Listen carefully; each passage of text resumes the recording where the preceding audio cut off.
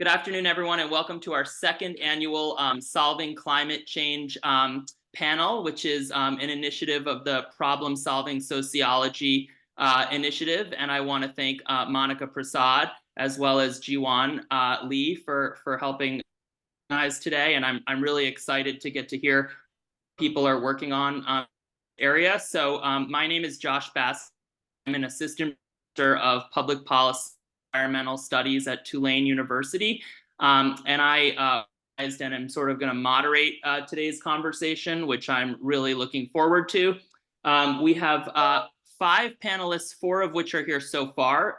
So we will go with those 4 to begin with. And I'm going to give very brief introductions, but I will just mention that these people are all quite illustrious, and they have much longer bios on their website that I just pulled a few highlights from, because I want to keep the time on the introductions limited so we can actually focus on what they have to say and what their solutions are. So we'll start with Jason Beckfield from Harvard University, who's the Roger G. Stone Professor of Sociology at Harvard and is the Associate Director of the Center for Population and Development Studies. And he's going to talk to us about the energy transition and his work on the Gulf Coast. So, Professor Beckfield. Well, thank you very much, Josh and Juwan and Monica for putting this together. And thanks to everyone who has come today. It's very nice to be with you all. Let me just get my screen sharing going here. So I want to talk about social mechanisms of energy transition. And in talking about some of the social mechanisms that hopefully will help to speed energy transition, I want to, let me see, first, I want to turn my closed captions off. Sorry about that. My students have asked for them, and so they now just show up by default. So I'm drawing on research on energy transition on the Gulf Coast, which is a very, very interesting case for lots of different reasons. One of the things that makes it very interesting is that it's a combination of vulnerability to extreme weather events, vulnerability to sea level rise, and also one of the highest densities of energy infrastructure and more broadly petrochemical infrastructure in the United States. And so it's quite central to the greenhouse gas footprint of the, of the US, so to speak. And this is collaborative research. So I just want to acknowledge my collaborators here. So I'm motivated by the overarching question, from the perspective of solving climate change. Why is it that energy transition is playing out so very slowly in the US? Now, at the outset, we know it's playing out slowly in lots of places, but there are places that are considerably ahead of where the US is. And given its many resource advantages, you would think that maybe the US would be a little bit farther ahead. So, why is energy transition so slow in the US? One of the reasons why this is a very interesting sociological problem is that many of the basic technical problems have been solved. We know how to build efficient solar photovoltaic cells. We know how to build wind turbines that generate quite a lot of energy. We've made huge advances in battery storage. There's been also, advances of the financing, right, of how it is that you do renewable energy projects. And that then pivots to the second reason why sociological work on energy transition, I think, is especially important to explaining why it's so slow. And that is, many of the economic problems have been solved as well. I mean, in the current context, in many places around the country, solar and wind power are significantly less expensive than more traditional sources of energy. And there are also a number of, rather large economic incentives that are available from various sources of federal legislation. There's also a ton of global investment money that is chasing after renewable energy projects. And so, you have to wonder, like, why is energy transition not, moving along faster? And I think the reasons that it's not moving along faster are fundamentally social. When I first got into studying energy transition, I thought it would be incredibly dull and very technical and all about, watts and gigawatts and volts and blah, blah, blah. But, it turns out that energy is social all the way down. How? One of the ways it's social all the way down is that the very long history of environmental injustice underlies conflicts over energy transition build out, right? Currently. Another way in which it's social is that energy transition, if it's carried out quickly, potentially redistributes valued social goods. And that's an obvious, sociological phenomenon here. Another way in which it's social is that the problem boundaries of the energy system mismatch the institutional boundaries of decision making that govern the energy system, right? So you've got these interstate problems without interstate arrangements to try to resolve the distributive conflicts that inevitably arise. You've also got the problem that fossil capital, of course, with vested interests in maintaining the current system for as long as possible, given the investments they have. They're very savvy at playing different parts of the left against each other. One of the conflicts that they're quite good at taking advantage of is a conflict between a community of people who can, including probably lots of people on this call, who can be called climatists, right? Environmentalists whose focus is climate change, against conservationists, right? Whose priorities are really different. Fossil fuel companies are very good at amping up this conflict. And then, various kinds of NIMBY and PEMBY interests reinforce fossil capital. A subtler problem, a subtler social problem, I think, that helps us to account for the slowness of energy transition is that in elite policymaking circles, not surprisingly, economists dominate, and therefore rational frameworks tend to dominate policy and practice. So, when you go to meetings of a bunch of economists, I won't name where these meetings happen or who these economists are. Basically, the economists sit around and spend hours wondering, why the world's perfect problem for solving, perfect approach, to solving climate change, a carbon tax, is not done in the U.S. They don't get it at all. I mean, this is like the obvious tool. Why don't places just do this, right? Well, we know it's sociologists, Monica's work and others teaches us taxes are inherently social, right? And it's something that's just not, in those decision-making frameworks. I think the pragmatist approach to decision-making has hardly, made it into this field of elite decision-making. And so, I think we need a lot more work on the kinds of pragmatist social mechanisms that can contribute to solving the challenges of speeding up energy transition. And that's the direction I'm trying to move in this work. And so I'm going to share just a few hypotheses with you that come out of this project I did on the Gulf Coast. And I've shown here the advisory group that we had a really wide array of very interesting people. We did multiple methods of data collection to try to understand the challenges and opportunities in energy transition in this region. We defined the region as spanning essentially from Corpus Christi onto the southwest up to the New Orleans metro area. And we took it, 2 to 3 counties / parishes in from the water. So we have this very coherent region that is coherent because they face many of the same climate resilience problems. They also have much of the same petrochemical infrastructure and employment structures and organizational structures going on, right? So, today I just want to share some working hypotheses that are really inspired by pragmatist thinking in part. I love Neil Gross's paper, Pragmatist Theory of Social Mechanisms from 2009. I found it very useful in my own work and in trying to develop hypotheses. And I'll also draw on a literature review that my grad student D.A. Everard and I had in the annual review of sociology.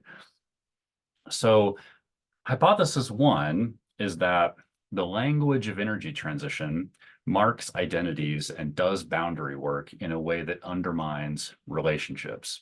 Why is that important? It's important because social relationships are the foundation of how negotiation over energy transition projects happen, right? And this is not just in the field of environmental justice.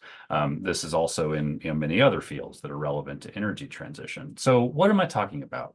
I'm talking about a number of trigger words and polarizing assertions that we found in doing some in-depth interviews on this. There's a very interesting kind of moral system that surrounds energy transition talk and energy transition policies.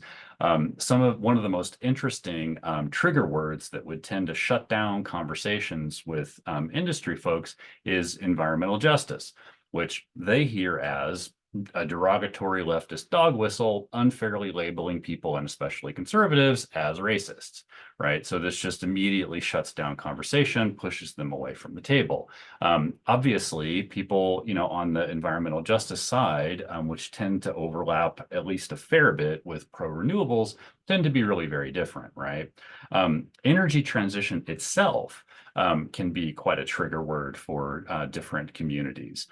For a lot of communities of color, it strikes people as white people talk, right? This is something that is technocratic. It's happening above me. It has no implications for me. I have nothing to say to it. I have nothing to contribute to it, right? And then, of course, people in coal, oil, and gas think, well, energy transition means you're trying to put me out of business, right? And so these boundaries, these symbolic kind of trigger words are very disruptive to the kinds of collaboration that need to take place. Second hypothesis is that social networks that organize power, channel diffusion, and broker ideas are quite important to the way energy transition plays out. The way this manifests on the Gulf Coast is that essentially Houston calls the shots, and everybody else in the organizational network of headquarters and subsidiary firms in coal, oil, gas corporations are in branch plant status relative to Houston, right? And Houston itself is not particularly well integrated into, for instance, international networks, which explains to some extent why the flow of pro-renewable capital is not going into this region, right? Houston, to some extent, is a regional player, not even a national player. But the network substructure here matters quite a lot. Third hypothesis is that we think communities' social resources drive decarbonization, as well as channel its social effects. We tried to use the concept of collective efficacy to get at this, and we couldn't do a lost letters experiment because it was COVID, and so instead we looked at variation across parishes and counties in terms of decennial census self-response rates. It's not the world's best indicator of collective efficacy, quite obviously, but the lesson that we took away is that there's quite a lot of variability in resources, across the communities in our region. Fourth, and most importantly for this group maybe, are that we hypothesize that pragmatist social processes can help to flip the constraints that exist, for instance, on the Gulf Coast, but also elsewhere, into opportunities for energy transition. And we spell out, several of the different opportunities that might exist for building pragmatist social mechanisms. And, one of the really interesting things about the Gulf Coast region is that there's a very deeply held, and arguably justly proud energy producing culture down there that has been oriented toward creative problem solving, right? And we don't see any reason why, that creativity and that problem solving can't be adapted to different kinds of problems, right? But it takes a pivot in the way that these things are organized. And another thing that I think creates some opportunities here for a pragmatist organizing of solutions is the very political polarization and institutional distrust that exists in this region. One of the really interesting phenomena is that the mechanisms of problem solving here and the fora for problem solving in the region are not regional. Right. They tend to be state organized, or organized within metro areas. There's no regional energy transitions assembly. There's no Gulf Energy Transitions Council. And so, the boundaries of the decision-making institutions could be modified in a way that, helps with identifying problems and then responding creatively to those problems. So, we identified several different social process pathways that we thought could be helpful, in terms of solving problems.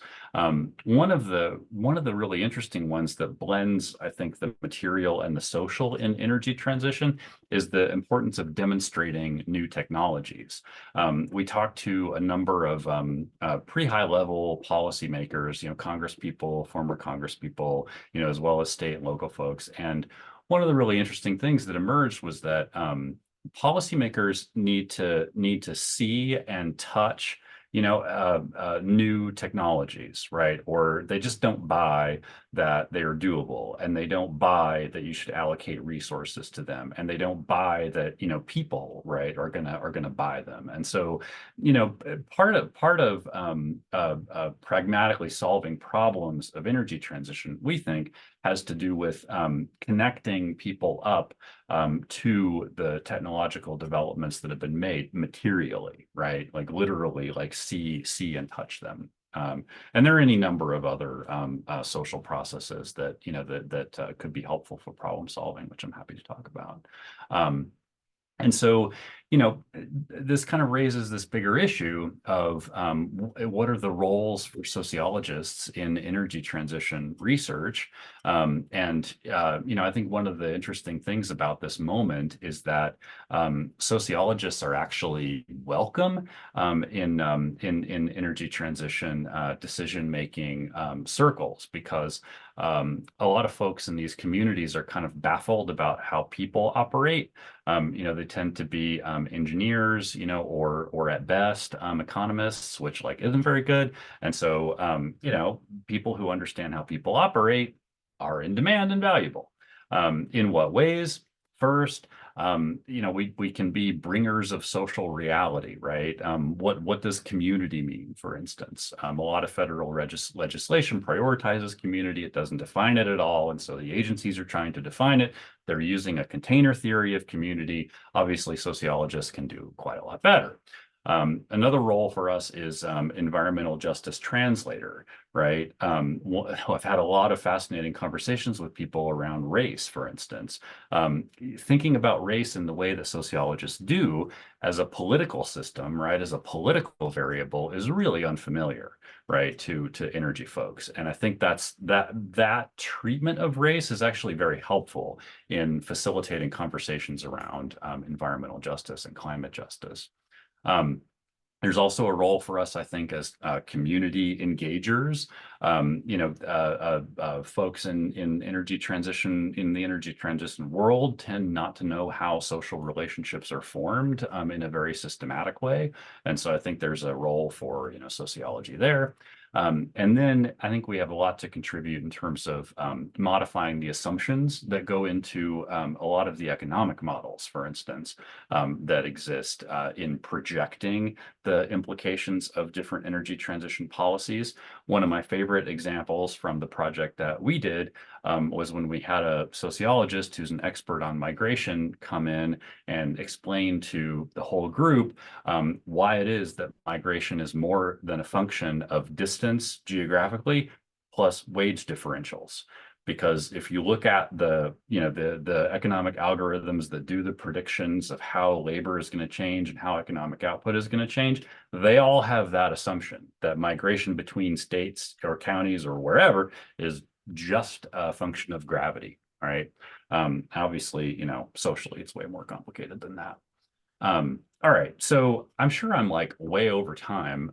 Josh, I'm sorry if I've missed your attempts to discipline me. No, I have not. I have not attempted. That was really good though, because that was actually, it was extremely it fits the bill very much so for problem solving sociology. So that was a great opening. But on that note, I did notice RAKA Sen, our fifth panelist, has joined us, which is great. So it just means for the remaining panelists, please do try to stay within those 10 to 12 minutes. So our next panelist is ANKIT BHARDWAJ, who is a sociology PhD student at NYU. He's going to talk to us. He's going to argue that emphasizing near-term emissions reduction rather than long-term plans is better for addressing climate justice. So, Ankit. Amazing. Thank you, Josh, Jiwon, and Monica for, can you see my screen? Is that cool? Yeah. All right. So yeah, hi everyone, I'm ANKIT BHARDWAJ. I use he, him pronouns. I'm a fifth year PhD candidate at the Department of Sociology at NYU. I'm going to tell you a little bit about my dissertation research and also a little bit of a tiff that Josh and I had on Twitter, which was really a joke. But yeah, this idea that we need long-term commitments and long-term horizons to solve climate action is something that has occupied policymaker imaginations for quite a long time. There's this focus on institutionalized sustained commitments that Josh was arguing.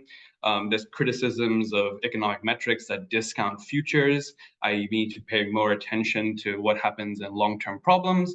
And there's a growing focus on the need for deliberative planning to figure out long-term wicked problems, to address issues on the deep geological scale, world historical scale, and what sociologists Carruthers and Arslan talk about as posterity projects. So how can societies make sense of long-term futures when making decisions? And climate change is often seen as a long-term problem. This is really clear in the kinds of policy instruments that are being proposed to at least address the challenge of decarbonization. And so policymakers around the world have moved very quickly and rapidly over the last 5 to 10 years to propose long-term decarbonization targets, often with a 15 to 30-year, if not 50-year window. And this is a graph of proposed and declared net zero targets across the world as of today, or as of yesterday. I got this data from Net Zero Tracker. And as you can see, most of them are at this 2050 sort of anchor point, a few in 2060, a few in 2070, and there are a couple more in 2030. But the point is that we've tried to organize and solve the problem of climate change by addressing it through the targets that are rather long-term in nature. At the same time, there is this growing sense of urgency and to do kind of short-term and temporally urgent action on climate change. We heard a little bit about this last year with Daniel Driscoll's presentation on the urgency of climate action. We also see a growing social movement against delay, emphasis on low-hanging fruit and the kinds of actions we can take, and also pointing to the immediacy of the crisis. What I want to point to is that there's a certain tension here, right? And these are not mutually exclusive. We can both act urgently and plan for the long term, but there are these opposing poles we face when we're trying to design and implement climate action. And one way to get into that, which is sort of a lesson I've learned from Monica's book, is we can sort of see how these different temporal poles are contested. So I take the idea from problem-solving sociology, but also from sociologists that are interested in the question of time, and especially the politics of time, to then understand how are these different targets contested. And in a kind of usefully productive case compared to the one that Jason just presented, I'm looking at the New York case. New York released the 2019 Climate Leadership and Community Protection Act was passed in 2019, and it was at the time the most ambitious set of climate targets for any polity across the world. And so you can see the 3 targets. And what's interesting about this case is that you have targets at different temporal horizons. And so I exploit that in-case variation to make sense of how are these different targets prioritized and contested by different groups over the course of different deliberations. So there's a 2030 target to achieve 70% renewable energy electricity generation.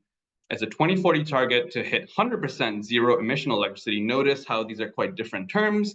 And 2050 target for 85% reduction in GHG emissions and net zero statewide. So what I do is that I follow not just the legislative debates about the law itself, but the implications of the law, the kinds of bureaucratic deliberations that happen over how to implement and achieve these targets. I follow more than 100 meetings of public deliberations that took place between bureaucrats, experts, social movements, state officials, fossil fuel lobbyists, and do an interactional analysis of how these different temporal claims are negotiated over time. I also complement this with interviews, and I have an ongoing project that is involving more than a year, an ongoing participant observation with the Movement for Public Power, which is fighting for sort of a Green New Deal platform in the state that animates some of my analysis. So what just to take another leaf from the book, I really want to focus on what the villains say in this story. And so oftentimes we construct the villains as obstructing climate action, not really considering it at any time scale, or even not considering the question of climate and environmental justice. But in New York, where there is a very different configuration, a Democratic supermajority, not a huge fossil fuel lobby like you see in the Gulf Coast, there are different kinds of configurations playing out and different kinds of tactics that might tell us clues of how fossil fuel lobbyists and people motivated to obstruct climate action are arguing. So what I argue is that what they're trying to do is they're trying to elongate the horizons of time of climate action and hedging on innovation, arguing that we should wait until there are far more economically productive innovations that emerge in the long term. So, and what's interesting about this is that the opponents of climate action are adopting the language of both climate justice and the climate crisis to do so. So here we have a quote from Senator Tom O'Mara: "Welcome to New York's climate crisis. Democrats move," and notice like the temporal or language of urgency, "Democrats move at a world record speed, trying to pile on one affordable measure on top of another, a whole new set of environmental consequences and crises. Many of them are currently unforeseen." The president of the National Grid, which is the largest the largest electric utility in the state, argues that we shouldn't be taking off any options off the table this early in the transition, and therefore shouldn't be making any rash decisions at the moment.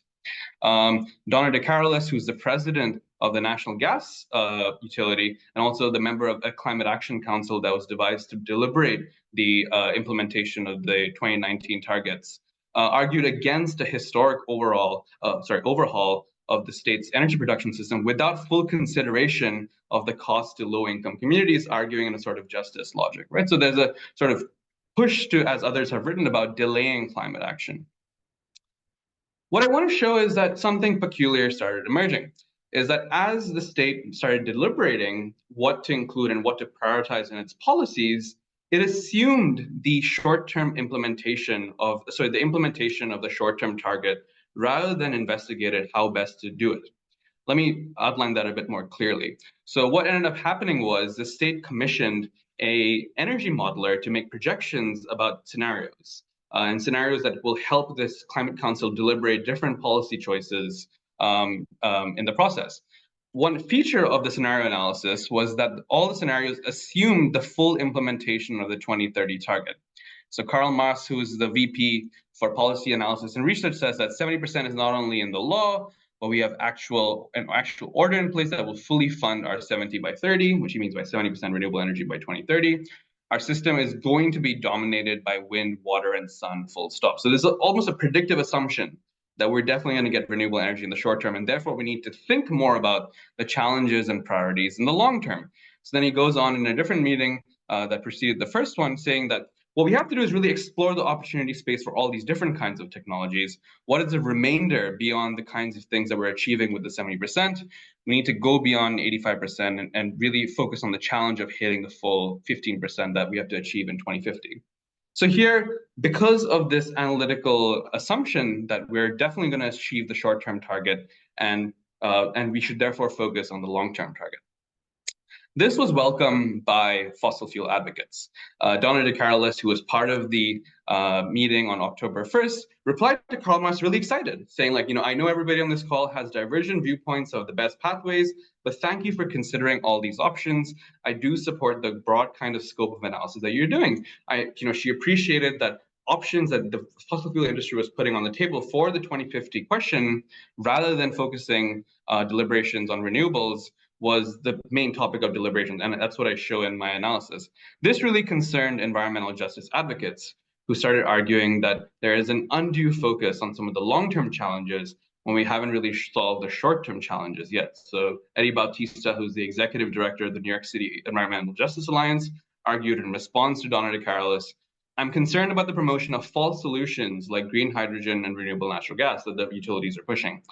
We should prioritize the 70% renewables by 2030 target, but for 100 by 40, we're concerned about these efforts and demonstration projects distracting from the clear renewable energy goals. So this debate was playing out in 2021, and for those that remember, those were sort of heady, optimistic days for the implementation of renewable energy policy in the United States. And on the left were different proclamations of how close the state thought it was to its renewable energy target goal. So let me explain the graph on the right as well. So on the x-axis, we have years, so 2019 from the year the target was declared. And on the y-axis, we have percent renewable energy generation in New York from 0 to 100% electricity. In black is the 70% target by 2030. In the green dotted line are proclamations and projections made by the state in each of these years, updating how close they think they are to achieving the target. So in 2021, the state said, we think we're on track to achieve 50%. In 2022, they said 60% in April, and by June, they commissioned further renewable projects and said 66%. The heady days of optimism were extremely high in October 24, 2023, when the state proclaimed that it could over-exceed the target and achieve 79% renewable energy by 2030. And I see this as a proxy that the state assumed that it could easily achieve the targets. But things changed. The inflation crisis, supply chain issues basically curtailed the ability for New York to develop its renewables, and many projects got canceled. Nor was there concrete progress. As you can tell from the graphs, the lines that are both blue and yellow, these are different indicators of renewable energy that New York State themselves track, and there was a flat line of progress since the proclamation of the target. Right? And so the challenge that we're seeing is that there is a certain implementation of the focus on the long-term horizon of these different targets can provide more grounds and more uncertainty so that fossil fuel advocates can exploit and argue that certain kinds of technologies should be considered, veering deliberation to those certain kinds of ideas, and nor do long-term targets have been shown to guarantee short-term actual action. And instead, what I argue is that we need to really focus on what it means to achieve our short-term targets that we set ourselves, and maybe set far more short-term targets. We need to attend to what it really means to implement renewable energy that we already think we've solved both economically and technically, but the challenges are pressing. And also, something I didn't touch upon, a focus on the short term also draws attention to the challenges of getting rid of methane gas, which I'm happy to talk about in questions. But I'll stop there because I see that I'm on time and I'm looking forward to the other presentations. Thank you so much. Great. Thank you, Ankit. And I also just want to mention for those that are in our audience that we are planning on having a discussion after the presentation. So be thinking about your questions as you listen to this. Okay, so our next speaker is Benjamin Bradlow, Assistant Professor of Sociology and International Affairs at Princeton. Ben, why don't you, giving you a preview of what you're going to say, why don't you just say it?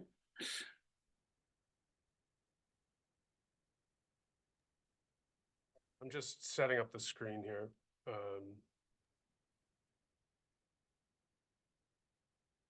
We good? Can you see the screen? Yes. Okay. So thanks to Josh and Jiwon and Monica and my fellow panelists, and really the whole problem-solving sociology community for putting on and supporting this panel. I want to begin with an argument, and that is that to understand and analyze the problem of climate change, we need to understand it as a problem of industrial change. And this allows us to use well-tested tools at the heart of sociology to conceptualize and understand efforts to mitigate climate change which otherwise might present some fundamental problems for analysis.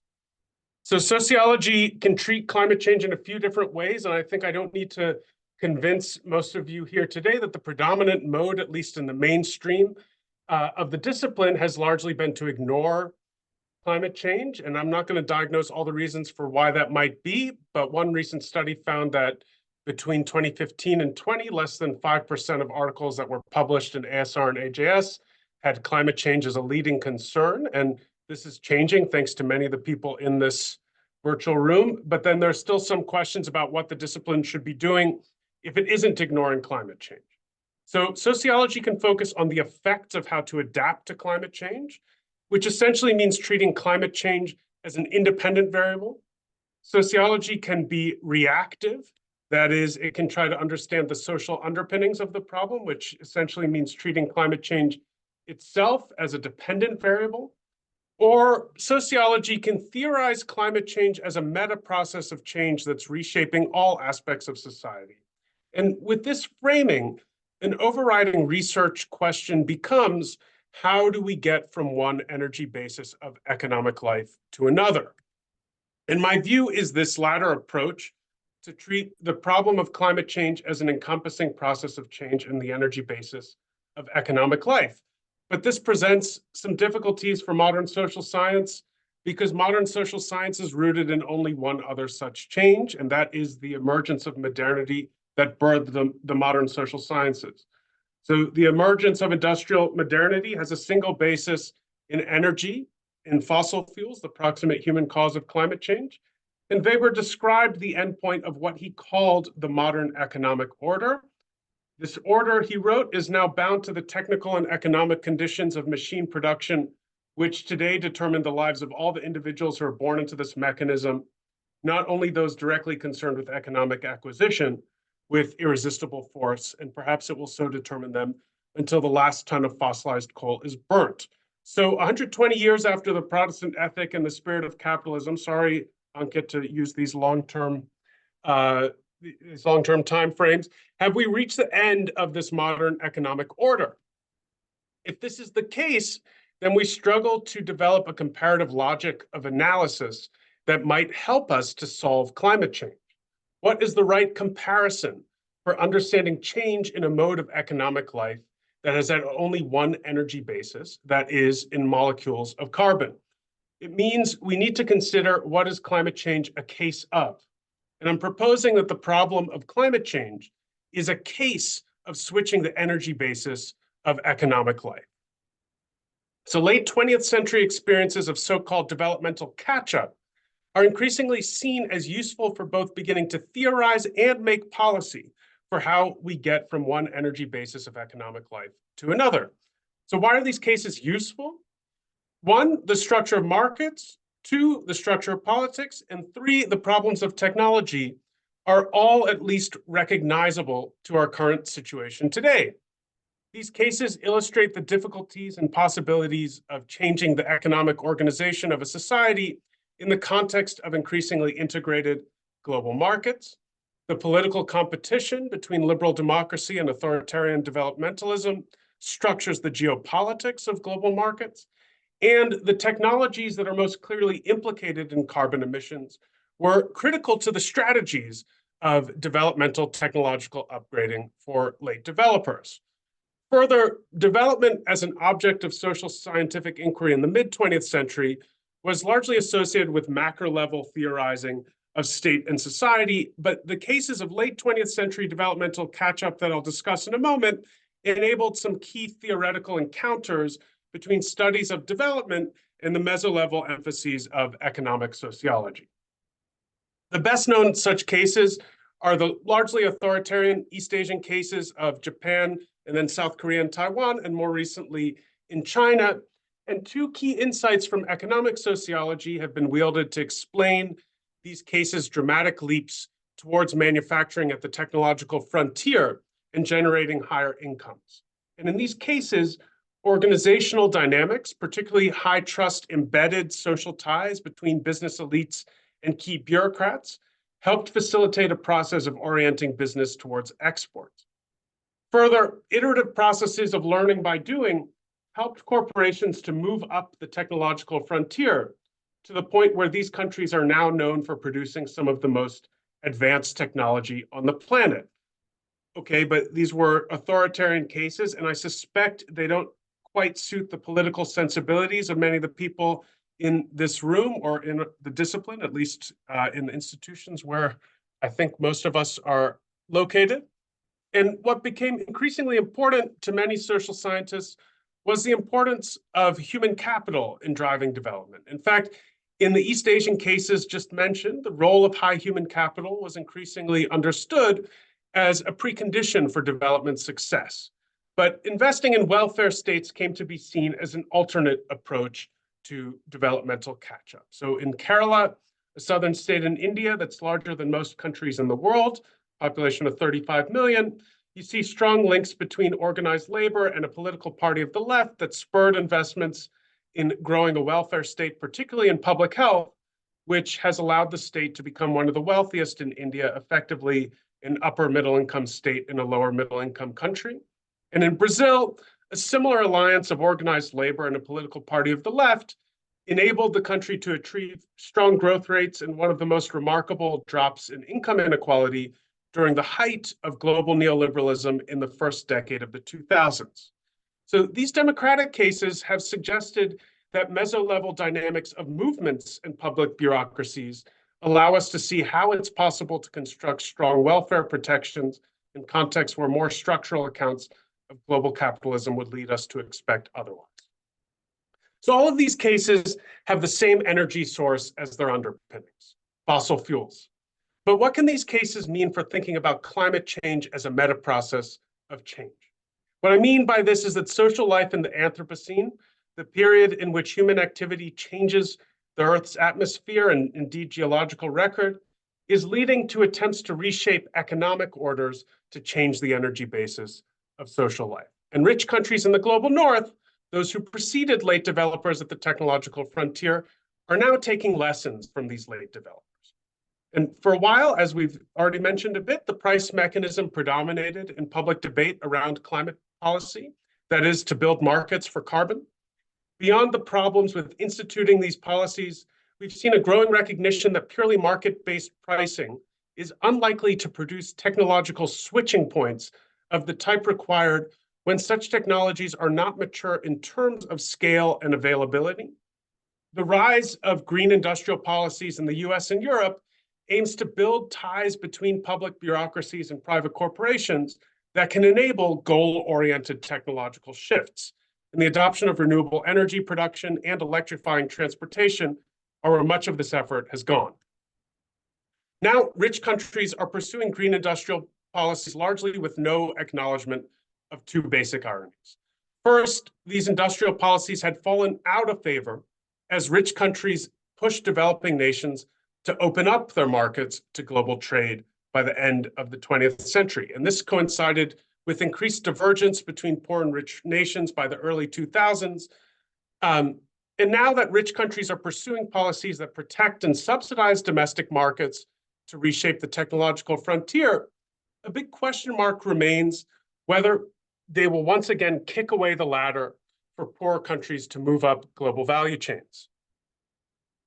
Sorry, Josh, I'm just seeing your message. Second, the majority of carbon currently warming the atmosphere beyond sustainable levels was emitted by rich countries, and their turn towards industrial policy carries little acknowledgement of the financial and normative implications of that historic legacy in trying to develop industries that can stop warming the atmosphere. So poor and middle-income countries in the global south have learned different lessons. So first, the established path to raising incomes. Sorry, and I just wanted to show, this is the national sources of the stock of emissions in the atmosphere. Poor and middle-income countries have learned different lessons that the established path to raising incomes relies on growing emissions. And here you can see that the national sources of the current flows of emissions into the atmosphere. But for countries in the global south to switch their economic trajectories to emit less, they face barriers of both finance and technological know-how. So I've begun exploring these dilemmas in a forthcoming article in Nature Sustainability. And these are two barriers that the global north might be able to help.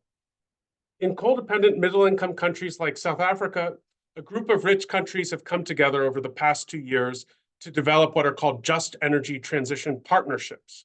And these are designed to help recipient countries to wean themselves off of high-emitting energy sources like coal and to grow new green industries. So South Africa is the furthest along in terms of implementation of the 5 countries that have negotiated these agreements. And the scale of finance is less than 1/10 of what's estimated to be the country's necessary funds for such a transition. And plans to wind down coal mines are generating significant new pressure points of political anger, which was represented in the cover of the country's leading Business Weekly, pictured here. So while much of the work in sociology that has addressed climate change has focused on how climate change produces or reproduces a range of social inequalities, I want to propose an economic sociology of climate change can help us to shed light on questions of industrial change. First, it can do so through a focus on how social relations are transformed when the goals of interacting through markets are not measured only by prices, but by emissions or technological outputs. Second, through a focus on how transformations of markets targeting green industrial change alter economic inequalities and is aimed at producing a form of social peace. For example, US National Security Advisor Jake Sullivan has written and spoken about green industrial policy and its trade implications as a, quote, foreign policy for the middle class. This is a phrase that's begging for a sociological analysis. And third, by bringing mesolevel tools of analysis to understand how social resources are mobilized for collective action in institutions. And we can bring these same tools of economic and organizational sociology to bear on our understanding of the transnational dimensions of industrial change. So given the global inequalities of both growth and emissions, the Global South is a critical part of the world in which to analyze these issues. In new field-based research in Brazil and South Africa, I've begun examining these questions by looking at efforts to transition export-oriented auto manufacturing sectors that are focused on combustion engine vehicles to electric vehicles when the global north is about to ban sales of combustion engine cars. I can see I'm running out of time, so I'm just going to leave these ending new directions for research on the board. But thank you very much. I'm looking forward to the conversation. Thank you, Ben. Appreciate that. Our next panelist is Taylor Braswell, who is a postdoc in urban and environmental studies at UC Santa Cruz, and in the fall will be joining the faculty. So congratulations, Taylor, at NC State. So go ahead, Taylor. Oh, he's going to talk about democratizing the grid, which is a topic I really care a lot about. Thanks, Josh. So yeah, hey everyone. As Josh said, I'm a postdoctoral scholar at UC Santa Cruz. And today I'm not actually going to talk about climate change directly, but rather the electric utility sector. Because the electric utility sector is so important for decarbonization, there's been a lot of renewed interest in democratizing the electric grid, particularly given the outsized influence that investor-owned utilities have had in that sector, both in terms of market share and, as Josh has written about, shaping politics and policy. So to that end, two existing kinds of public power institutions, sometimes called community-owned electric utilities because of their local democratic governance structures, have recently begun receiving a lot of attention in both scholarly and activist circles. And these are municipally owned electric utilities, or munis, and rural electric cooperatives, or co-ops. So municipally owned utilities are owned by municipal governments, much in the same way that water and sewer utilities generally are. In a lot of cases, profits from munis are sent back to the city in order to fund public services.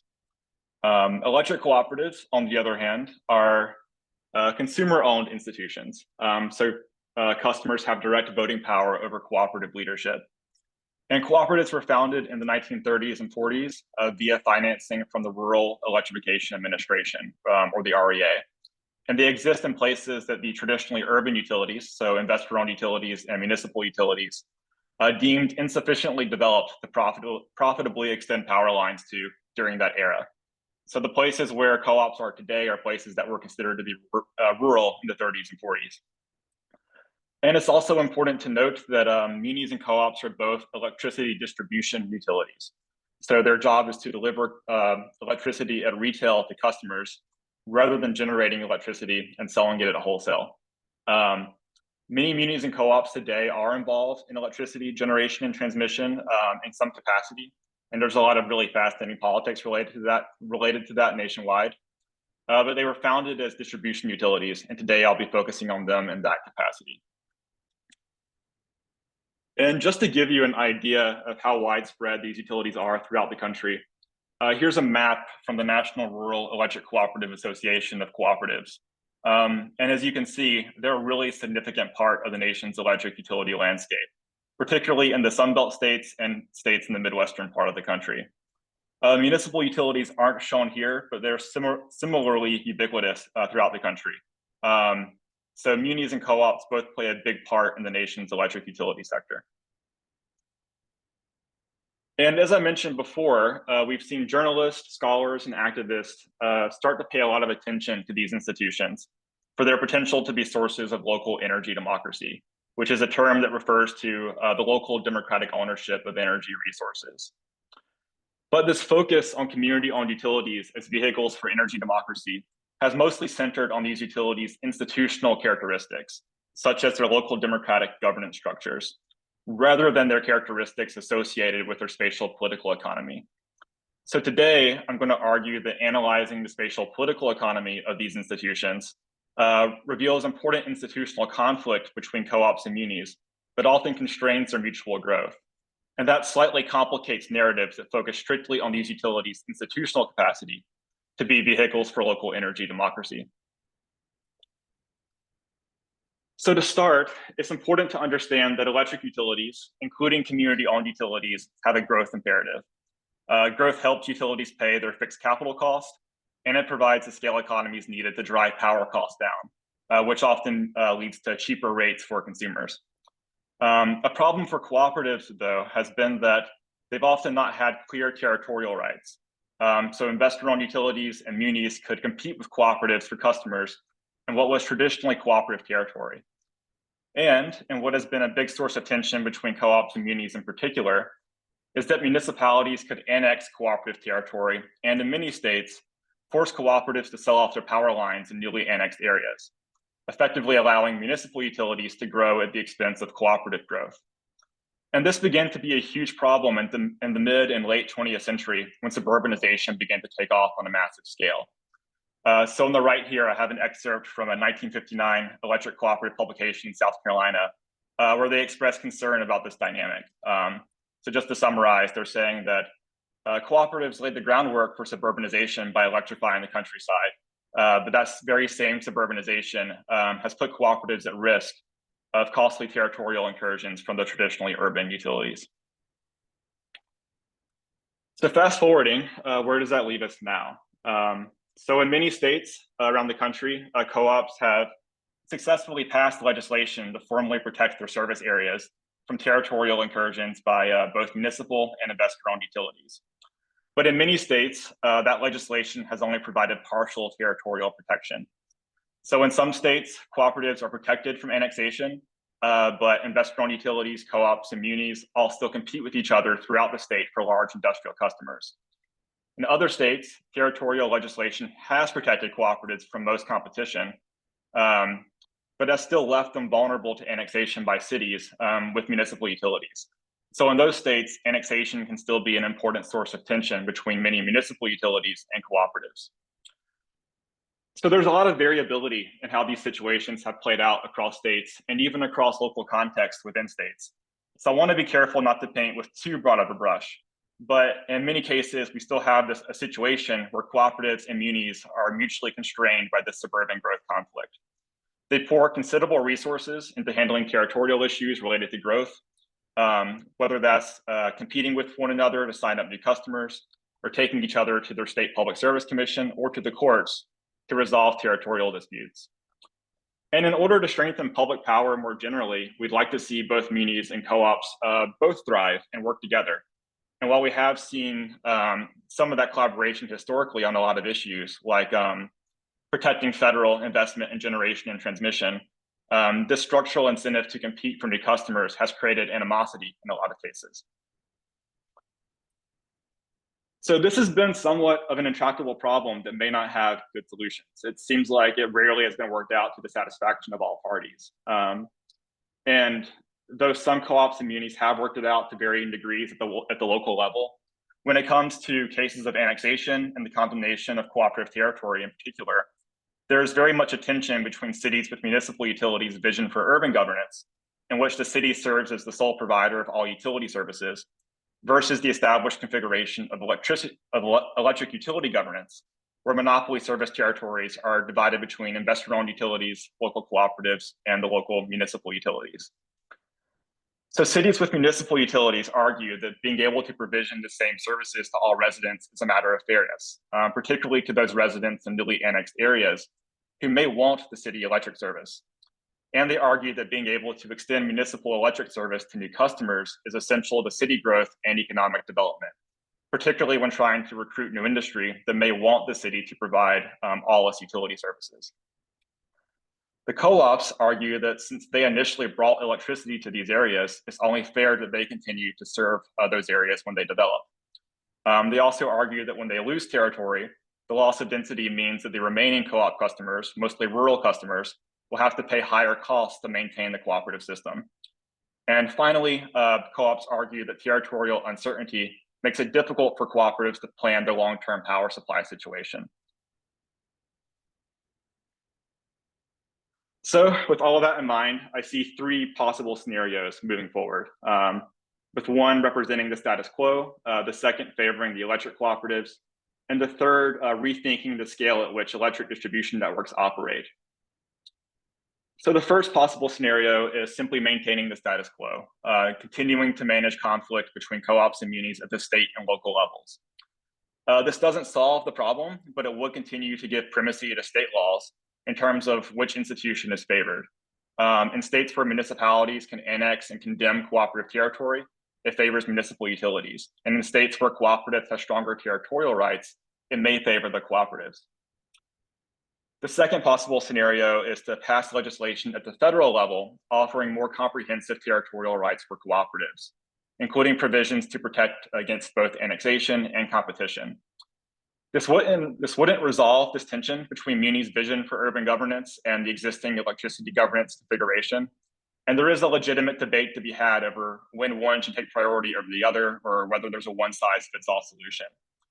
But stronger protections for cooperative territory would likely reduce competitive pressures between electric cooperatives and municipal utilities. It would close off growth outlets for a lot of municipal utilities, but if both co-ops and munis were locked into their current territories, the structural tendency toward competition would be significantly dampened. Such legislation might also provide cooperatives with greater protections against investor-owned utilities, which is still an issue for cooperatives in some states. And the final possible scenario is that we rethink the local scale altogether as the primary scale of public power in the electricity distribution sector in the US. So with the success of the REA in the early to mid 20th century, electricity distribution became characterized by this fragmented patchwork landscape of electric utilities that operate at the local level. And it's the localness of these utilities, the fact that they're all relatively geographically circumscribed institutions that all operate according to the same growth imperative, is what has enabled suburban growth politics to play such a prominent role in state level electric utility politics. And although cooperatives and munis are both institutions with a lot of potential for promoting both local economic democracy and energy democracy, and should be celebrated for that, perhaps in states without a large cooperative presence, such as a lot of states in the Northeast and some Western states, energy democracy activists could focus their attention on creating publicly owned, larger scale distribution systems that operate at the regional or state level, bypassing these local suburban growth politics. And that's all I have for you today. Thank you. And the electric utility sector is a very complex and big sector, and democratizing it is a tall task, but I really appreciate you all letting me share my take on this one slice of it today.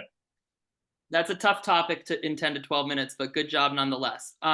So our final panelist is RAKA Sen, a PhD candidate in sociology at UPenn, and I think she's going to talk to us about adaptation. Yes. Yeah, can you see my screen okay? Yes. Awesome. Hi, I'm RAKA Sen. I'm doing a PhD in sociology at Penn, and I actually will also be starting a faculty job in the fall at ASU. Wow, congratulations. That's awesome. Okay, so today I'm going to talk about adaptation and specifically something that I call adaptation labor. And the solution that I'll be focusing on is like how to really center everyday experiences of climate change in coming up with the solution. So climate change is one of the most critical problems we're facing today globally. I know that I don't have to say that in this room, but I like to start with it.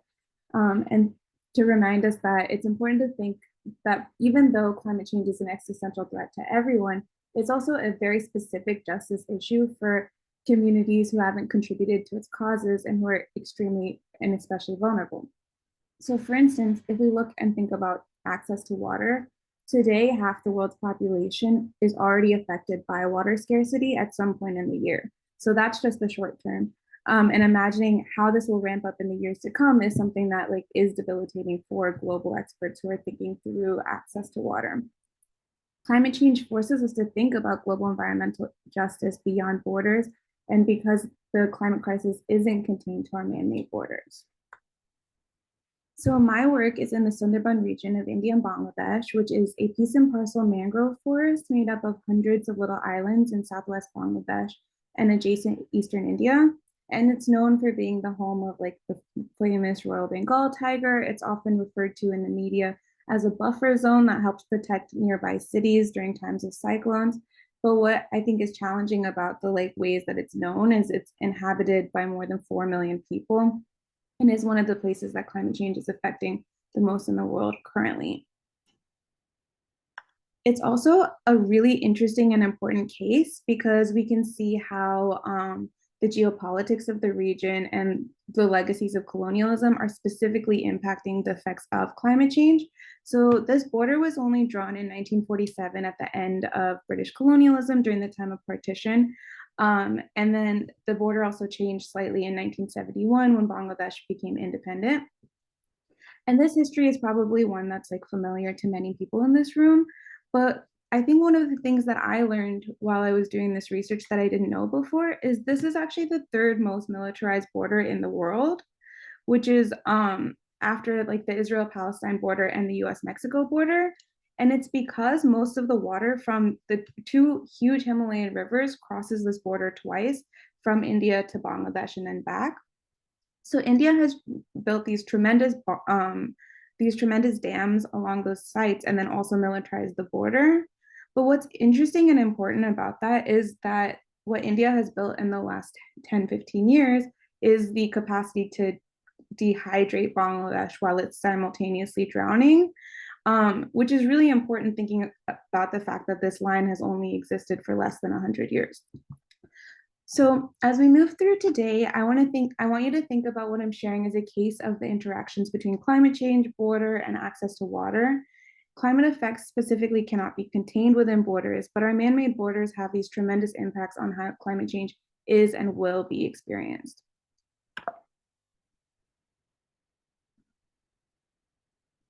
So the relationship between humans and climate change is layered and complex. The Sundarbans are often referred to, as I said, as climate change ground zero, meaning it's where climate change is happening right now. So what's in red is the climate central projections of where water levels based on sea level rise will be by 2050. So we know if 25 years from now, this area will be under this much water. And this is only like during regular times, like they'll lose another 30% during the monsoon season of their habitable land. What does this mean for right now? So thinking like, following Ankit's provocation and really like centering it in today, what does this mean in terms of how people are experiencing life? And what we're seeing is that salt water is coming in from the Bay of Bengal at an unprecedented rate and changing how people are experiencing life today. But the Sundarbans is facing actually a problem that is exemplifying many of the problems all around the other parts of the world too. So salinity intrusion is not something I had heard so much about when I started doing this research 8 years ago. But it's now something that we're hearing about more and more. It's happening in Louisiana, Mexico, Phoenix, and in Mexico, it's not even just a like coastal problem. It's an inland problem. So it's not even just a coastal or rural problem. It's something that is affecting people and affecting their access to clean water. It dictates access to clean water, ability to do agriculture, and also has tremendous implications on health. So when we talk about salinity intrusion and its impacts, I wanted to share like the experience of one of the people who I met in the Sundarbans. So this is Luna B, who's a 50-year-old woman living in the Indian Sundarbans.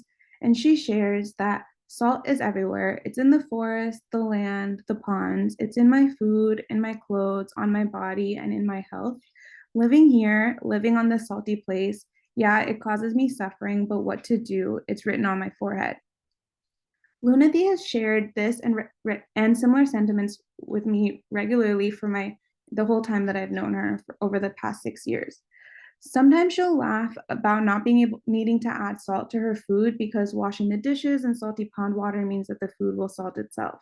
She often shares that her discomforts from her discomforts from the salt, and when she shares about her life problems, the antagonist of the story always stays the same: salt. So for today's talk, I wanted to think about, so there's a lot of different effects, as I was mentioning, of salinity intrusion, but I wanted to really think about livelihood change due to salinity intrusion. So in the background photo here, you'll see a massive soft-shell crab farm. All of these kind of randomly popped up from 2020 onwards. We started to hear about them in like development discourse in 2018. But basically this is like sort of a new form of work that people are starting to do that has like taken off in the last like 3 to 5 years because people can't do traditional forms of work because of the salinity intrusion. But what's important to know about, like for context, is that these kinds of soft shell crab farms worsen food insecurity in the region, and then they also worsen the salinity intrusion. So salinity intrusion often like will naturally fade away, but this holds it in place for longer than it needs to. So if you start to look at this picture, I think at first it doesn't seem that surprising. You kind of see a traditional breakdown of like gender and labor that we usually see. We see women doing one kind of work, cutting fish to feed the crabs, and then men bringing the fish to them, moving it away, feeding the crabs, and supervising. So at first glance, I think there's nothing like that surprising about this image. But what actually is happening here is a completely new type of work. So this is what I call adaptation labor. People are only doing these forms of work because they're unable to do their traditional forms of work, and basically these shrimp farms are deciding who is going to be allocated to do which kinds of work. So they've decided these jobs not only just by gender divides, but also by caste, class, and religious divides. So if you can see, the women in these photos are wearing these bracelets that like signify that they're Hindu, whereas the men who are standing in these images are usually Muslim men. So it's like this way that they're deciding who has what jobs that has tremendous social impacts outside of just within this factory. So in the Sundarbans, I found that people's lives are constricted both by a worsening climate and mounting labor requirements of various forms. I conceptualize the climate-linked changes in their life through the lens of work, or what I call adaptation labor. Adaptation labor includes the new or modified work that takes place due to ecological changes, including both paid and unpaid labor practices. So the reason I came up with the concept of adaptation labor is I wanted an analytic to show exactly why this concept of, so the shrimp and crab cultivation is often also touted by development agencies as a sustainable livelihood.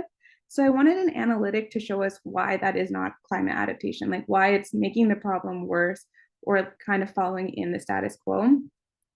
So that's sort of what this analytic is meant to do. And it's obviously not how to solve the problem, but rather a first step on the way to make us think about what is part of the problem and what's not, a little more specifically, because on the ground in the Sundarbans, the story feels a little more murky and confusing. So the point of the typology of adaptation labor is to begin to create a bottom-up understanding or an everyday understanding of adaptation that centers local knowledge and people, centers local people and their knowledge at the least, or at minimum, and to put that in conversation with the existing work that's top-down adaptation that really centers global climate change and development experts. So my work in the Sundarbans is a case of the ways that borders, access to water, and climate change are interacting. And these interactions are happening now, but will happen even more as climate change worsens. The everyday practices, labor practices of adaptation help us transpose the central question from how can we align or how can we get people to act, which is what people usually say about this region, or like, in fact, they often talk about something called adaptive capacity. So how can we build the capacity for locals to adapt, to the question, which I think is more important, of how can we align across scales? And I think that's really the key. So to do that, I think we need to decolonize adaptation by centering local knowledge practices, paying attention to how people are adapting their lives. And then we can begin to move adaptation out of development infrastructures, which perpetuate, as we know, colonial power structures and inequalities, and move towards more just and equitable ideas of what adaptation is and what it can be. So just very quickly, these are like the stabs that I took at what the next steps in problem solving for adaptation might be. So as I was saying, I want to put the bottom up inside of these conversations. I think it's important to also think beyond the nation state as the unit of climate response, which is like really what we're seeing in practice, though I know a lot of scholarship acknowledges that it's not the way. And then finally, to find a way to work outside of the development infrastructures, which on the ground kind of seems impossible to do. Thank you so much. And I'm excited for the conversation. Thank you, Raka. So we've got about 20-ish minutes for a conversation, and I have a ton of questions, but I want others to go first.